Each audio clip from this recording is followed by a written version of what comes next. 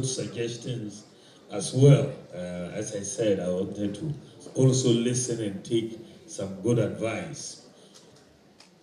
Lawrence started with the absence of a national gallery of arts. As we see, many jurisdictions have national galleries of art. So if Ghana doesn't have one and we want to promote the arts, at the same time promote tourism, there's a good nexus between these two. And I will very much support the creation of a national gallery of arts. I very much support that.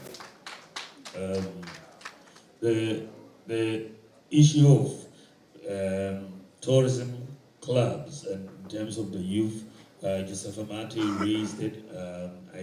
I'm very much also supportive of that so that we can support tourism clubs and the development of tourism.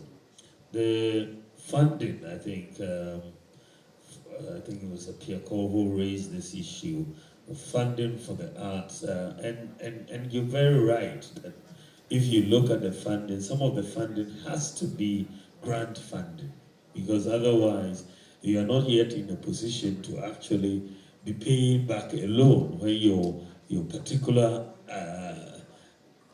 craft has not yet manifested in revenues. So it doesn't make sense. So if we are going, and this is why I said that we need, significant public funding in the arts if we are going to take it seriously.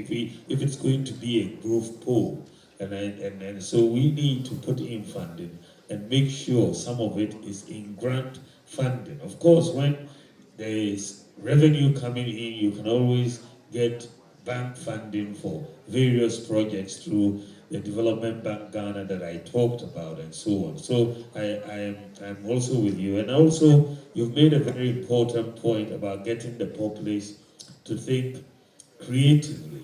If we are to take the creative arts seriously and not something that is a second thought in that sense. So I'm with you on that. And then also that has fed into our lack of cultural attaches in the various embassies, because generally we haven't taken this sector seriously.